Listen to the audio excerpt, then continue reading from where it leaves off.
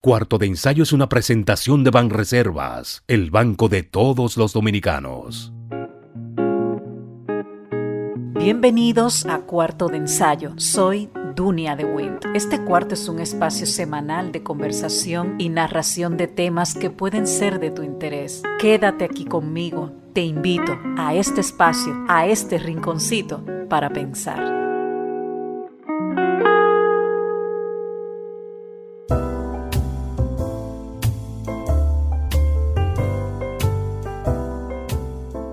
En el mundo cultural, en el mundo del libro, se realizan distintas ferias, valga la redundancia, del libro, como por ejemplo es la Feria de Guadalajara, está la Feria del Libro de Madrid, Costa Rica tiene una Feria del Libro y nosotros también, por ejemplo, en Santo Domingo, hacemos una Feria del Libro que siempre trae muchísimos comentarios, personas en contra, a favor, un gasto importante o innecesario para otros. Conmigo está Basilio Beliar, profesor. Fue mi profesor en la universidad hace mucho tiempo ya, no tanto. Es poeta, es un hombre de letras, es un intelectual. Y quiero que tú me digas, Basilio, nosotros, tú que conoces nuestra idiosincrasia, un país donde no se fomenta la lectura, aunque parece que la cosa está cambiando, pero al mismo tiempo es un ruido que no se siente. ¿Vale la pena que continuemos realizando millonarias ferias del libro, una inversión que pudiera limitarse a un par de días y que ese dinero se puede inyectar en otras áreas del quehacer cultural que tanto lo necesitan?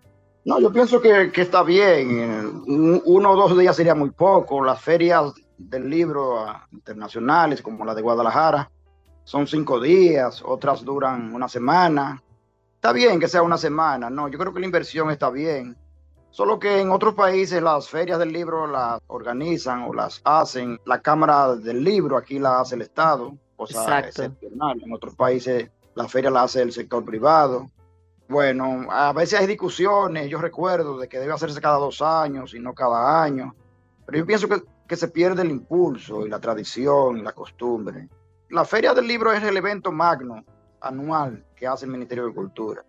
Y hoy día ya no es solo del libro, sino de la cultura, porque en ese evento, en ese circuito, confluyen otras expresiones del arte y de la cultura. Yo pienso que está bien, ¿no? En el marco de la feria, en la programación, pues se hacen actividades teatrales, recitales poéticos, se presentan libros, se dinamiza la acción cultural.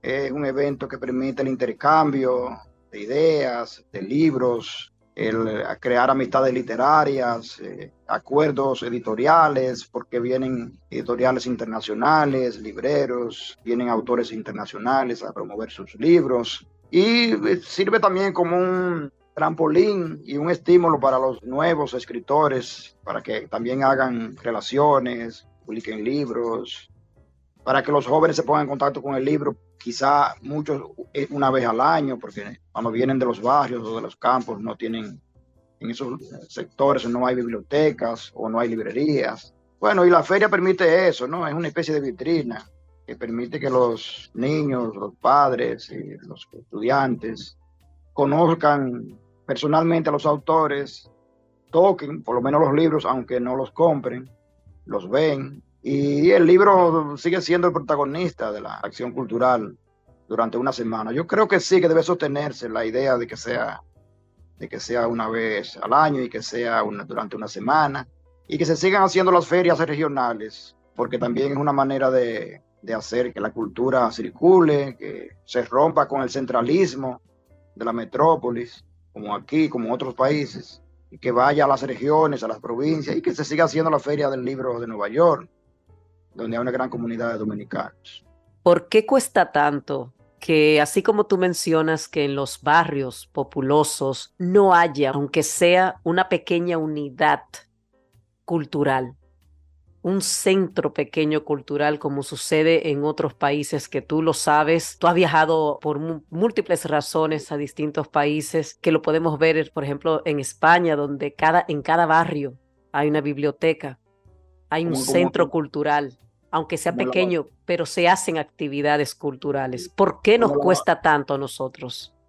como Lavapiés, que es un barrio, pero qué barrio, que tiene salas de de Claro. teatro, de librerías, bibliotecas, donde vive la cultura, donde vive el libro. Totalmente, hay salas alternativas también, aunque mucha gente, hablando del libro, ya que pues, estamos en libros, dicen que con la tecnología, el leer libro a nivel físico va cada día menos, pero todavía hay muchos románticos que apostamos a la lectura de libros en el papel. Pero Sí, sabiendo tú eso, ¿por qué nos cuesta tanto en un país que bota millones y millones de pesos en tonterías, en proyectos que no aportan nada? ¿Por qué no hay una unidad cultural en cada barrio? tiene que ver ya no solo tanto con el ministerio, con el Estado, sino con la tradición, con la cultura dominicana. Este país nunca ha sido un país de lectores, de tradición lectora, Ujú. de donde haya tanto, un gran circuito de librerías, de bibliotecas. A veces hay que ser un poco autocrítico, incluso los propios escritores no son grandes lectores. A veces los lectores son abogados, médicos, ingenieros, profesionales. Yo lo sé porque a la librería muchas veces hay escritores que no van nunca o que no van a bibliotecas. Y ahora es una excusa el hecho de que ya existe el libro virtual o digital para decir que solo lo leen virtual, pero ese medio solo tiene 15 años. Yo no sé a dónde iban, qué leían. Entonces esa tradición se hereda y por lo tanto las nuevas generaciones han heredado ese mal hábito, esa mala conciencia de los escritores y también de los dominicanos que no han sido grandes lectores, grandes bibliófilos como hay en otros países. Yo pienso que también tiene que ver más con la cultura que con el Estado. Y casi toda la acción cultural en la República Dominicana se ha reducido a la capital y dentro de la capital a la zona colonial y a la Plaza de la Cultura, donde están los museos, las bibliotecas, las librerías. Fíjate tú que fuera de la zona colonial y qué sé yo, aquí, Cuesta, en el centro, nunca ha habido grandes librerías en el polígono central, ni grandes Bueno, bibliotecas. no, para nada, y que han ido desapareciendo, pero también la desaparición de pequeñas librerías han desaparecido en muchos países que tienen una buena cultura de lectora, tú lo sabes, pero hay librerías que se han mantenido. Pero cada vez que Sí, se celebra una feria del libro, yo no sé de dónde salen, y te lo digo sinceramente, tantos editores y se mencionan tantas librerías que luego, o sea, tú dices, pero ven acá, ¿y dónde están esas librerías que yo no la veo? Porque uno solamente sabe los capitaleños, o sea, lo que estamos en Santo Domingo, de Centro Cuesta del Libro. ¿Dónde sí, están las otras librerías que habían sí. en El Conde, que habían en Ciudad Nueva? Pero Ujú. eso ha ido desapareciendo. Sí, ciertamente han desaparecido muchas librerías en otros países, pero en esos países había miles de librerías, por lo Ah, tanto no eso se sí es siente verdad. tanto. Aquí eran dos o tres, en México han desaparecido muchas, pero todavía quedan muchas, en España, en Colombia, en Perú, etcétera.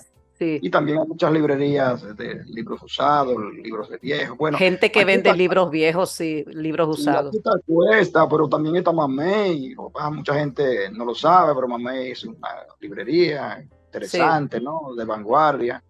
Y ha habido otros intentos. Y bueno, y se mantiene la Trinitaria, pese a que mucha gente cree que desapareció, pero existe ahí. Y Y también bueno, está para la comodidad de quienes nos estén escuchando, tulibroencasa.com, que tengo entendido que sí, tú compras el libro y te lo llevan. sí, sí, los venden a veces en Ágora Mall.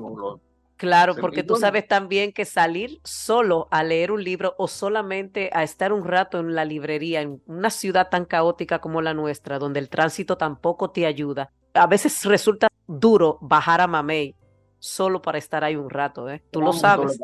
y tema de estacionamiento, pero también está Isabel Pérez de Santuario, que es un editor y librero y también Sí. lleva los libros a todo el país y participa en la feria. Bueno, ahora esta exposición o esta versión de la feria demostró que todavía hay libreros, como tú dices, editores, Y que bueno, uno se librerías. pregunta dónde están. ¿Dónde están toda esa gente? ¿Dónde, cómo se contabiliza esos supuestos beneficios que se obtienen en cada feria del libro, que con tanta, que tan a boca llena, las Sí, autoridades de turno, cada vez que se celebra este evento, suelen decir cuando se finaliza, bueno, los días de la feria del libro. Pero volviendo a las unidades culturales, que tú dices que lamentablemente no forma parte de nuestra tradición y que es el Estado el que debería, y ahí voy, ¿por qué el empresariado, el sector privado no ha metido mano en ese sentido? no, A no. juicio tuyo, ¿por qué tú crees, Basilio? Bueno, la cultura nunca es rentable, pese a que se ha dicho que Exactamente. hay un gran aporte al PIB de las industrias culturales, de la cultura. No ha habido todavía esa conciencia aquí. Yo recuerdo que cuando trabajamos la ley del libro, yo trabajé, era director del libro de lectura en el 2007 para el año del libro de lectura. Hicimos la ley del libro, lectura y bibliotecas. Y había un capítulo que decía que las empresas debían destinar fondos para crear bibliotecas para los empleados, para los obreros, ¿no? Eso nunca se cumplió, es que aquí todo se queda en letra muerta. Esa ley del libro fue muy bien elaborada, trajimos un técnico experto de Colombia, a Gonzalo Castellano, que había hecho la ley de cine, y se quedó ahí. Esa ley había que revisarla en 5 años, no se revisó. Se creó un Consejo Nacional del Libro que no se reúne, que no tempera. Yo recuerdo que esa vez convocábamos a los ministros y los ministros siempre delegaban un viceministro y los viceministros un director y se quedaron en algunas reuniones, se hicieron algunas acciones, pero dejaron solo el Ministerio de Cultura, el Ministerio de Educación que debió asumir el protagonismo. Aquí también hay mucho tema de competencia, de protagonismo, de celos. Como esa fue una idea del Ministerio de Cultura, en ese entonces el ministro era José Rafael Antigua, pues competía con otros ministros y mucha gente entendía que quien debía protagonizar esa acción debía ser, o debió ser el Ministerio de Educación. En fin, se quedó ahí, ¿no? Esa ley está muy bien elaborada, solo basta que se revise, se actualice y se aplique. Es tan sencillo como eso, pero es un gran instrumento. Y hace falta también una encuesta de hábitos de lectura para ver cuál es la situación real del libro, ¿Y de la por qué? lectura. Claro. ¿Y por qué estas cosas tan propias nuestras, esa tirijala, como decimos, o esa mediocridad que hay entre personas del mismo sector, que tú lo sabes muy bien? Óyeme, uno no se tiene que ir a Suiza, ni a España, ni a la Feria del Libro de Hamburgo o a la de Frankfurt. O sea, vamos a quedarnos en Latinoamérica. México, el caso de Sí. Colombia, el caso de Argentina. ¿Por qué? ¿Por qué no podemos tratar de compararnos un poco con esta gente? Hablamos de México, un México que tiene más museos que ninguna otra ciudad en Latinoamérica y cuidado, tú lo sabes. Sí, claro. Pero son países Nación, que tienen muchos años. La Revolución Mexicana se hizo en 1910. ya, Desde Porfirio Díaz para acá, tú vas, el Palacio de Bellas Artes es un palacio maravilloso, en sí, mármol. Tú ves sí. el dinero que ha habido. También países grandes. Tú sabes que aquí tú haces, y volvemos al tema del libro, una tirada de 1000 ejemplares y no se te venden y ya la gente hace 200, 100. En México tú haces 1000 y aunque sea un autor desconocido, pues se vende porque es un país que tiene ¿cuántos millones? Claro, 70. 100 y pico de millones, sí, sí, sí. Y solo el DF, la Ciudad de México tiene 25 o 30, no sé. Entonces, aquí somos, qué sé yo, 11, pero Ya. ¿cuántos son los que leen? Muy pocos. ¿Cuántos tienen nivel para leer? ¿Cuántos tienen poder adquisitivo? Los profesores mismos no leen. No mandan a los Sí, estudiantes a leer no, no, tampoco. leer. El libro siempre ha sido un artículo de lujo, tú lo sabes, en toda parte del mundo es caro. Un libro en España te cuesta 25 o 20 euros, esos son 1500, 1000 pesos. Una Sí. persona con salario mínimo no lo puede comprar, pero hay otras opciones, están los libros usados, Pero medio Basilio, uso, pero eso y también, está en la exacto, pero biblioteca. como el libro es un artículo que no es, o sea, no es un artículo, no es como comer, como la Sí, salud, pero sí aporta a la salud mental, a la salud sí. intelectual, porque no creamos lugares donde tú puedas alquilar libros, que no solamente sea la Biblioteca Nacional, que uno tenga que ir hasta allí, a Gascue, que es lo que yo te digo, porque si yo no tengo 20 euros o $20 para comprar un libro, dependiendo de donde yo esté, me acerco a una unidad o a un centro cultural o a una biblioteca de las que hay en cada barrio de países civilizados y yo puedo alquilar un libro por un mes. Alquilar. Eso hace falta aquí, o librería Exacto, de medio que es algo uso. que yo siempre lo he mencionado. Yo O no sé sea, por qué. ¿por qué? ¿Por qué el empresariado, la mano privada? Porque vamos a olvidarnos de un Estado que lamentablemente está para el clientelismo del otro lado. ¿Por qué el empresariado no aporta en este sentido? Sí, aquí hay empresas y qué sé yo, que manejan otros supermercados, no voy a decir nombre, o Sí, sí, pueden hacer lo mismo que hizo Cuesta Centro Libro. Cuesta es una librería magnífica, de que yo creo que hay pocas así en América Latina, es un caso excepcional, un país pequeño. Y es una sí, librería que tiene 31 años, 32 años, y se ha mantenido. así Cuatro o es. cinco empresarios pusieran otra, dos o tres más, pues la cosa cambiaría, ¿no? Totalmente, así como se hacen paseos centrales en las avenidas que los sponsorea o los paga, por ejemplo, como el caso de Vimenca, que hace parquecitos pequeños que se ven muy bien. Sí, sí, ¿Por qué otras empresas no se aventuran a esto? O sea, empresas que venden incluso libros dentro de sus establecimientos. No sí. entiendo. ¿Tú te acuerdas de Ah, Tesaurus? sí, qué maravilla. ¡Qué maravilla! O sea, ese es el negocio que yo quisiera algún día, pero claro, eso cuesta, pero Y, y, y era un tú, lugar y tú donde lo- tú ibas, te sentabas a leer un libro o lo comprabas, tenía una cafetería riquísima. Oye, Riquísima, de lujo. qué pena de verdad. Con todo el que yo hablo diariamente, habla con mucha nostalgia de esa librería, ese Yo café. soy, yo soy una Yo iba nostálgica diario, por naturaleza, pero yo tengo tan buenos recuerdos de ese lugar, tan todo el buenos. mundo, todo el mundo. Yo iba casi diario, aunque fuera a beberme un té, y hacíamos reuniones. Fue el primer modelo de café, libro y música que hubo en el país. Exacto, y que lo hay en tantos países, en Exactamente. muchísimos. Argentina está lleno de esto. Y España. Y vi que después, de luego de la pandemia, se han creado librerías pequeñas, sí, con café. Aunque usted no lo crea, incluso Sí, se han abierto 2 o 3 librerías de papel, sí. obviamente, librerías, a pesar de que mucha gente apuesta por la desaparición del libro. ¿Qué tú opinas sobre eso, ya que estamos en libros? Bueno, en el 2009 yo dicté una conferencia a la Fundación Corripi y yo dije que iban a coexistir y la realidad me ha dado la razón. Los apocalípticos que decían que el libro iba a desaparecer en 5 años, en 10, no han tenido la razón. O sea que hoy día el libro coexiste, convive con el libro virtual. Al revés, han resurgido librerías, el libro ha vivido una especie de resurrección después de la pandemia, porque todo el mundo se dio cuenta que gracias al libro no nos volvimos locos durante la pandemia. Yo leí cientos de libros, yo leía de 7 de la mañana a 11 de la noche, releí libros que había leído, libros que no había leído los leí, y mucha gente se reconcilió con el libro. De modo que el libro fue valorado en su justa dimensión durante la pandemia. Se ha demostrado que el libro va a persistir, va a pervivir contra viento y marea, que eran modas. Yo pienso que, ¿por qué tiene que desaparecer el libro físico, el libro tradicional? Cuando apareció la televisión no desapareció la radio, cuando apareció el cine no desapareció el teatro. Pueden convivir, pero lo que pasa es que siempre el libro ha tenido enemigos y esos enemigos pues estaban felices de su desaparición. En otros países donde hay tradición, al revés, como tú dices, han surgido librerías pequeñas. Lo que pasa es que también con la globalización las librerías grandes se tragaron las pequeñas, igual que las farmacias grandes se tragaron las pequeñas. Y Así hoy es.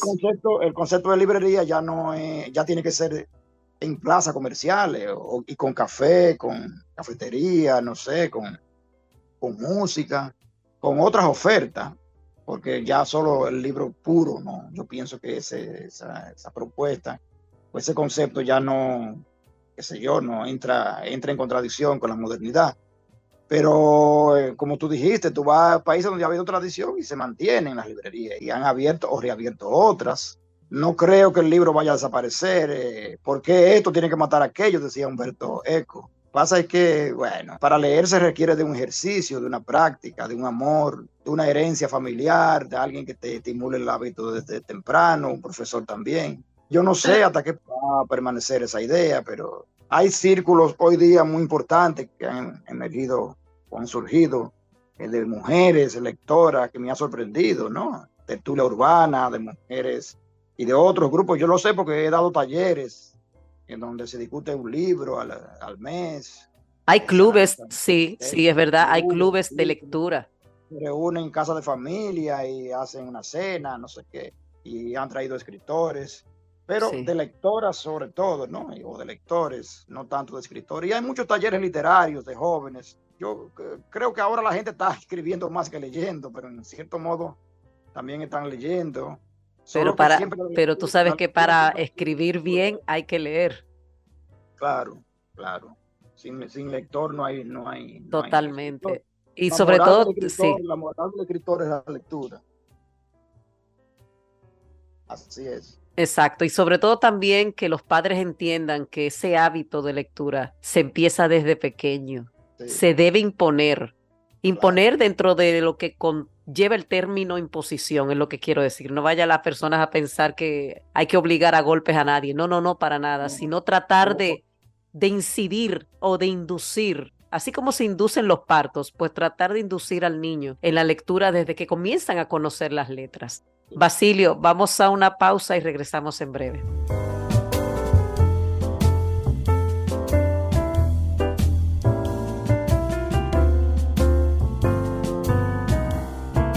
Continúe a 100 metros por la avenida Qué lo que con Qué lo que. En 200 metros preparan un desayunito que da la hora. Gire a la izquierda en el Corito Guaguaguá. En la rotonda, tome la segunda salida. Manito, te dije que tomaras la segunda salida. A 500 metros llegará a su destino. Paseo de la Castellana 93, Oficina de Representación Banreservas Madrid. Porque donde haya un dominicano, ahí estaremos con él. Porque somos Banreservas, el banco de todos los dominicanos.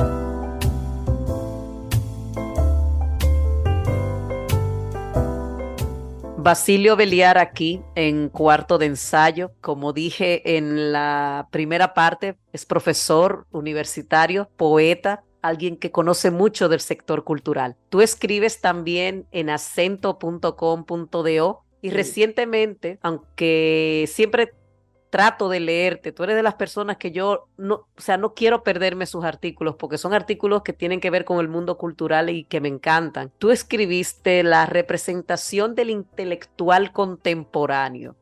Yo recuerdo que la foto era es porque ustedes lo pueden buscar en la web de Acento de Juan Carlos Sonetti, y tú decías en este artículo: la figura del intelectual, otrora prestigiosa y expresión de la conciencia de una época, se ha ido diluyendo en sus perfiles y su lugar en la historia en el contexto del mundo contemporáneo.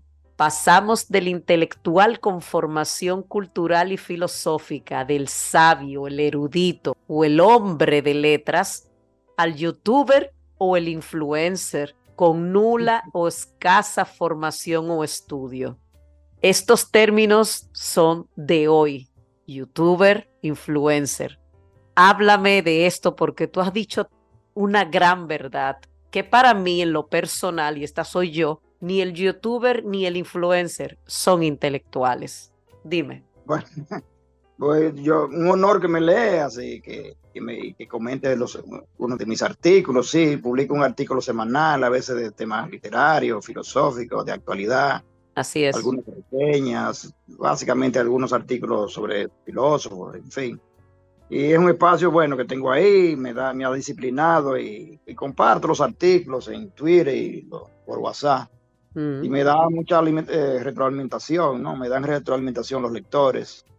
Bueno, y a mí se me ocurrió escribir ese tema o ese artículo para abordar una problemática que me compete, que me atañe y que es consona con el interés o la preocupación de otros colegas intelectuales, de cómo hoy día los influencers que hablan en las redes sociales pues tienen más poder de penetración e influencia en la conciencia del público en general que los intelectuales, y eso se debe en gran medida a que hoy día las personas ya no son los lectores de antes. El intelectual se ha transformado, ya no tiene la importancia que tenía en el siglo XX, cuando las personas eran más militantes, más políticas y tenían más conciencia de la historia tal vez, ¿no? Y del presente. Y el poder que tienen los influencers es mucho más poderoso porque usan las redes sociales, los medios audiovisuales, y el intelectual solo utiliza la palabra, el libro, el artículo de opinión, que no lo consumen las personas de manera masiva. Y creo que ahí radica el problema, el abismo que se ha creado entre los intelectuales y los influencers, los que escriben. También yo me refería a los políticos que no leen no conocen la historia del pensamiento político, no leen a los grandes pensadores desde Aristóteles hasta el presente. ¿Qué van a leer, Basilio? Tenemos una caterva de políticos brutos, y tú lo sabes, que no saben ni pronunciar sus propios nombres, pues no leen ni los periódicos. Ni los periódicos, increíble. Y tú ves que hablan, opinan, que son congresistas. Y no solo que son congresistas, que son ricos, millonarios, que tú dices no, pero es que, y el intelectual, el que sabe, el que habla, el que opina con base cultural o con base académica, siempre Sí. lleva como una vida normal. O sea, Sí. Sí. porque es que esa verdad que tú has dicho en tu artículo es tremenda. Y no, y son, como tú dices, son ricos, deberían comprar más libros, leer más, tienen más tiempo. Hacen una mansión, una villa y no ponen una biblioteca, o no crean una biblioteca en el barrio, como tú dices, y no leen a los pensadores, no viajan para conocer la realidad del mundo, no leen ni el periódico, como tú dices, mucho menos leer libros. Y yo lo sé porque voy 2 o 3 veces a la semana a la librería y no van, cuando van a una librería van a la cafetería a conversar, a hablar de política. Así dijo Julio Llamazares hace poco, el escritor español, que las librerías están llenas de no lectores, de personas que van a compartir, a hablar, pero no, ni miran las novedades, ni miran Claro. la solapa de los libros. Increíble, hay una apatía, una indiferencia. Es una apatía y Cuando, una indiferencia. Lo único que cuando la base siempre importa. del conocimiento ha sido el libro, ¿no? Totalmente, Pero, pero lo único que le importa a esta gente es el poder per se solamente. En ese mismo artículo que yo cité de ti, tú dices, donde el ruido se confunde con el silencio, las palabras con los gritos, la verdad con la posverdad o el fake news, y en el que importa un bledo el aprecio, el amor, la defensa y el cuidado, y sobre todo en el uso de la lengua materna y la buena dicción. sí. Tú has visto que hoy día yo no sé qué harán lo del círculo de locutores o no sé, que ya todo el mundo puede hablar por la televisión, por la radio, sin pasar por una escuela de locución, sin pasar una prueba donde se aprende a hablar en público, la correcta dicción, la correcta escritura. Tú puedes censurar a alguien que diga malas palabras en los medios, pero no lo puede hacer con los que hablan por YouTube, por las redes sociales. Entonces, ¿a dónde vamos a parar? Yo no sé qué va a pasar. Y esos son los que tienen más influencia, ¿no? Y a veces Alguien así es, y uno se pregunta, ¿qué dirán los grandes intelectuales que ya han muerto muchos si vieran cómo está la sociedad? Pero no solamente nosotros, cuidado, sí, que sí, esto es claro. global, Basilio, Sí, esto sí. es global. No, por supuesto que es así, pero el nivel, yo no sé si hasta qué punto, pero no sé, pero cuánta falta hacen, como tú dices, esos grandes intelectuales que eran la conciencia de una época, Sartre, Malraux, Albert Camus, Octavio Paz, que cuando hablaban tenían influencia y eran citados, escuchados, pero hoy día imagínate tú, a quiénes siguen los jóvenes. Pero ahí están los grandes escritores, ahí están las obras, los libros. El intelectual, yo pienso que, bueno, no necesariamente todo escritor es un intelectual, tú lo sabes. Por ejemplo, Neruda no fue un intelectual, Ñonetti, fue un gran poeta y un gran novelista. ¿Y qué es para ti un intelectual? Porque intelectual es aquel que problematiza la realidad, el que analiza, el que opina, el que produce ideas nuevas, el que con sus ideas transforma una sociedad, el que no solamente el que escribe sin ningún compromiso social o político, porque por ejemplo hay poetas y narradores a secas que no les interesa escribir artículos de opinión o escribir libros de ensayos, ¿ves? Entonces el intelectual es eso. No solamente es el que escribe poesía o cuento o novela, sino aquel que asume una responsabilidad política, intelectual, cultural en una época determinada, que hace crítica al Estado, al poder, a los poderes. Ese es un intelectual que tiene conciencia de la historia y del presente. Entiendo. Vamos a una pausa y regresamos en breve.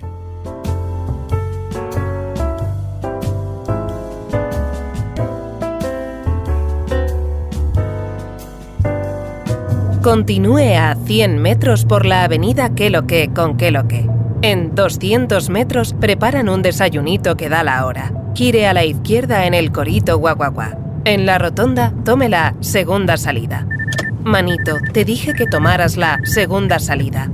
A 500 metros llegará a su destino. Paseo de la Castellana 93, Oficina de Representación Banreservas Madrid. Porque donde haya un dominicano, ahí estaremos con él. Porque somos Banreservas, el banco de todos los dominicanos.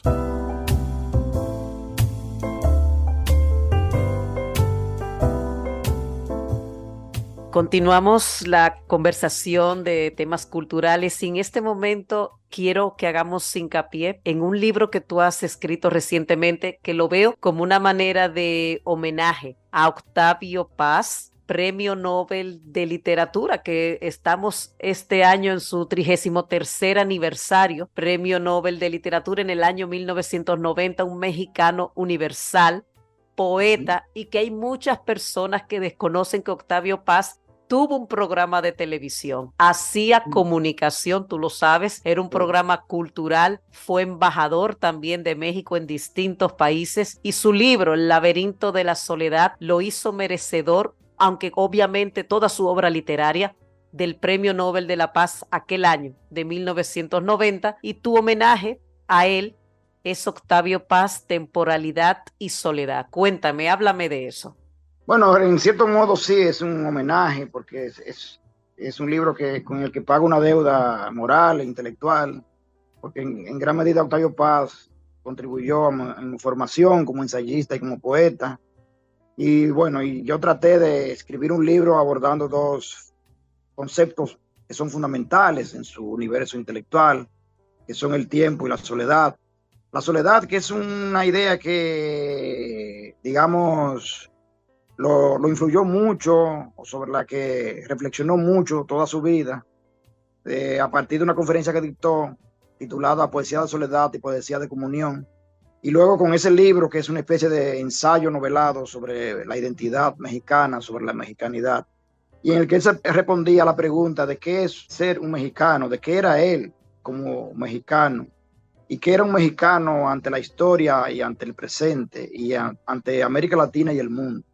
Y de ahí surgió esa especie de dialéctica y metafísica de la soledad, que es un concepto que también aparece en 100 años de soledad de García Márquez, porque la soledad parece que es una idea metafísica, consustancial a la identidad latinoamericana. Bueno, y ahí yo traté de adentrarme en sus reflexiones sobre lo que él planteaba de lo que es un mexicano y esa idea de la soledad en un laberinto y prolongada hacia a toda América Latina y a todo Occidente. Y luego está el tema del tiempo, que aparece en su poesía y también está en muchos de sus ensayos, que es una idea que él toma de la temporalidad de Henri Bergson, un filósofo francés, que él leyó muy tempranamente y que ganó el Premio Nobel de Literatura, pese a ser filósofo. En fin, yo creo que Octavio Paz es una figura fundamental en la historia de la poesía latinoamericana, un gran poeta, autor de un gran libro de amor que se llama Piedra de Sol, donde también está el tiempo, la cosmogonía de la cultura azteca, del México prehispánico, y también es un pensador y un gran teórico de la traducción y de la poesía, un gran crítico literario y un gran crítico de arte, y también un gran pensador político, de modo que Octavio Paz es un gran ensayista, es uno de los reformadores del ensayo hispanoamericano, porque le imprimió un ritmo, una musicalidad, le inyectó poesía al ensayo, gracia y sobre todo ideas, pensamiento. Y por tal razón, nosotros en el marco de la Semana Internacional de la Poesía, que recién acaba de terminar en el Centro Cultural de España, hicimos un coloquio donde abordamos todas esas facetas de Octavio Paz, y a mí me correspondió hablar justamente del tiempo y de la soledad en Octavio Paz. A Plinio Chaín le correspondió hablar de su poesía, y a un poeta español llamado José María Paz también le correspondió hablar de otra vertiente de la obra y de la vida de Octavio Paz. Es una figura, yo diría que estelar, no solamente en la vida mexicana, como tú dijiste, que también hizo televisión para Televisa, hizo grandes programas culturales, de una manera impecable, porque Paz tenía el don de hablar como escribía, y prácticamente esos programas se pueden transcribir, porque él hablaba con una gran perfección formal, con un gran cuidado de las palabras, se tomaba mucho tiempo, saboreaba las palabras, por así decirlo, hablaba con mucha pausa, mucha precisión, y eso es un caso, digamos, excepcional en América Latina. Y difundió la cultura de México, llevó la cultura a la televisión, y yo diría que también llevó el pensamiento y las ideas a la televisión, cosa que no es muy común y que es tan necesaria hoy día para desentar la televisión y para desentar los medios, de que hayan figuras como él, que difundan ideas, que difundan la cultura y que expresen todas esas reflexiones y todas esas lecturas que alcanzaron. Sería un gran logro y una gran virtud de que hoy día los intelectuales y los escritores puedan hablar en la televisión y competir con tantas trivialidades que se producen, que se expresan y que se dicen en los medios de comunicación. En ese sentido, oír y ver a Octavio Paz son señales y lecciones de gran sabiduría y de gran cultura. Totalmente. Y uno se pone a pensar, ¿qué diría si estuviese vivo un intelectual de la talla de Octavio Paz con ver el México de hoy, al México que él dejó, por ejemplo, de cómo ha cambiado la situación a peor, sobre todo a peor, por ese otro México? No hablo del México cultural, de letras, de museo, de una cultura que todos hemos, y lo digo así tal cual, mamado desde niños de ese gran país, sino el otro México, ese México violento, ese narcotráfico, esa violencia, esas muertes que suceden cada minuto o cada 10 minutos de tanta gente, y una política también desgastante, así como la de tantos países latinoamericanos. ¿Qué diría él de esta Latinoamérica de hoy? A veces uno se pone a pensar, o qué diría tal persona, estos hombres y mujeres que dieron tanto a la cultura latinoamericana y que se llegaron a ser figuras universales. ¿Qué dirían hoy si ven toda esta debacle de cómo estamos en decadencia en muchos sectores, sobre todo a lo que llamamos cultura hoy día? No sé qué tú opinas de eso. Sí, yo recuerdo que él le llegó a decir a Enrique Krause, su gran amigo, cuando estaban al frente de la revista Vuelta. ¿Y qué usted cree que puede pasar? Le preguntaba. ¿Y qué va a pasar? Porque Paz siempre estuvo muy preocupado por el presente de México, por la política. Y mira hoy cómo se ha entronizado el populismo, que parece ser que es como un mal, un fantasma que recorre toda América Latina. No sé si será una respuesta ante la incompetencia, la corrupción de muchos gobiernos, donde la clase política sea, bueno, cansado, no sé. Y los electores, bueno, escogen hoy outsiders, otros líderes, otras opciones. Bueno, y ese tema del narcotráfico, la violencia de México es algo insólito y lamentable. Un país, como tú dices, admirable por su cultura, por su arte, por su literatura.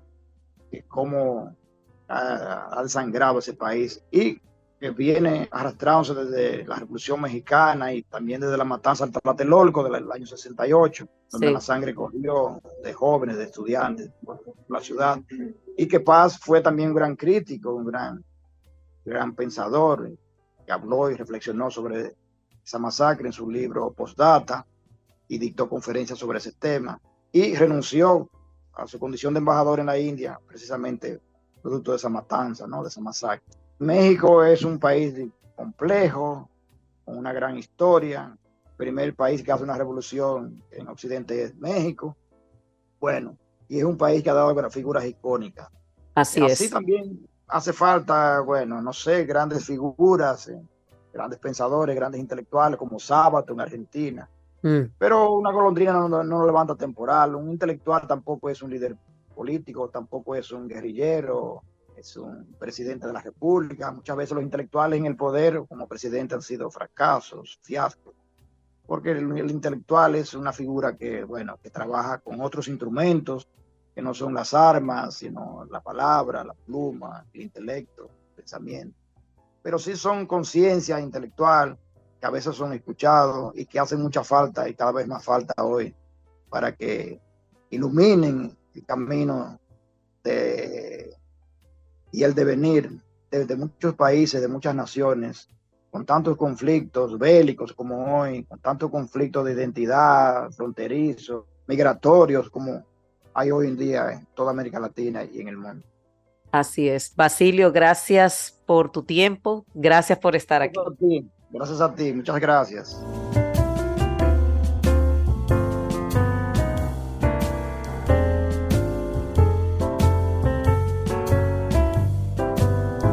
Continúe a 100 metros por la avenida Qué lo que con Qué lo que. En 200 metros preparan un desayunito que da la hora. Gire a la izquierda en el Corito Guaguaguá. En la rotonda, tome la segunda salida. Manito, te dije que tomaras la segunda salida. A 500 metros llegará a su destino. Paseo de la Castellana 93, Oficina de Representación Banreservas Madrid. Porque donde haya un dominicano, ahí estaremos con él. Porque somos Banreservas, el banco de todos los dominicanos.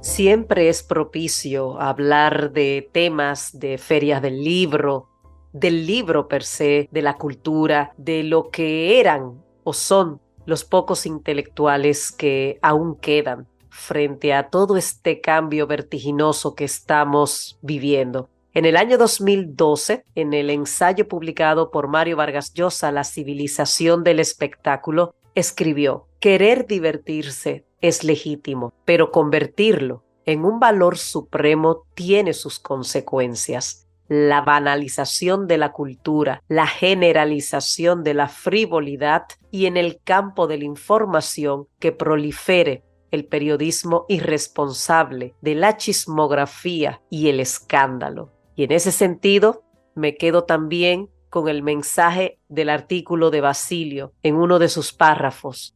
Los intelectuales eran hombres de pluma ristre, de letras o letrados. Tenían conocimiento del mundo, eran pensantes, cultos, formados. Hoy estamos en otro momento, los medios cambiaron y quienes tienen esa fuerza son los embaucadores o impostores, aquellos mal llamados influencers, que ejercen un pseudo periodismo desde la cámara de un celular y opinan desde la atalaya de una red social que no puede controlar un Estado o un gobierno, lamentablemente. Y no hablamos y no confundan esto con la libertad de expresión. Gracias por estar aquí en este cuarto de ensayo, en este rinconcito para pensar.